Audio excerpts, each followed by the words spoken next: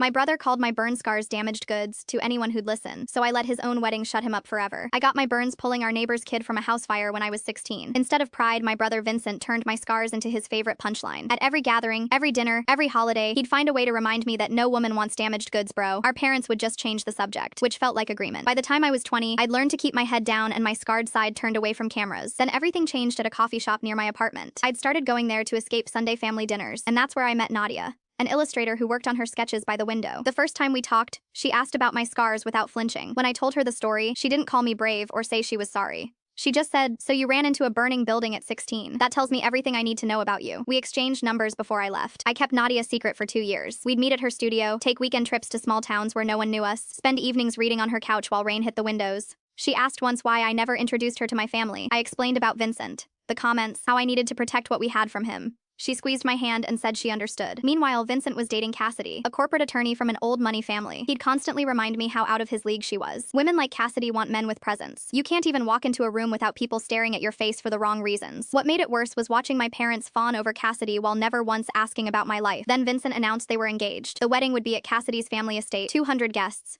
Magazine photographer, the whole thing. "You'll be a groomsman," he told me. "Just stand in the back row so the photos stay clean. We want everything to be perfect." I texted Nadia that night, asking if she wanted to be my +1. Her reply was simple: "I thought you'd never ask." The reception was in a garden tent with chandeliers and string lights. Vincent had been introducing me to Cassidy's family all day with careful wording like, "This is my brother. He was in an accident." When dinner started, I walked to my table alone while Nadia finished parking. That's when she walked in. Black dress, red lips, confident stride. I watched heads turn as she crossed the room. Vincent's college roommate nudged him and whispered something. Vincent looked up, saw Nadia walking toward me, and his face went pale. He intercepted her halfway. "Sorry, VIP seating is up front. Are you with the magazine?" Nadia smiled. "I'm with him." She pointed at me. Vincent actually laughed. "Like his date? Come on. Be serious." Nadia walked past him and kissed me in front of everyone. When she pulled back, Vincent was frozen. "You're actually with him?" "2 years," she said. "And yes, I know about the comments." Vincent stepped closer, lowering his voice but not enough. "Look, I don't know what he told you, but you don't have to do this. You're gorgeous." He's got scars covering half his face. "You could do so much better." The tables around us went silent. Nadia turned to face him fully. "Better? I've dated men who looked like they belonged in magazines. Perfect faces, perfect jobs. Know what they had in common? Not one of them would have run into a fire for a stranger. Not one would have risked anything for anyone." She stepped closer to Vincent. "Your brother has those scars because he's the kind of man who acts when it matters. You've spent years tearing him down because deep down you know you'd never have the courage to do what he did. Those marks you mock at every dinner, they're proof he's more of a man than you'll ever be." The silence was brutal. Cassidy walked over slowly. She looked at Vincent,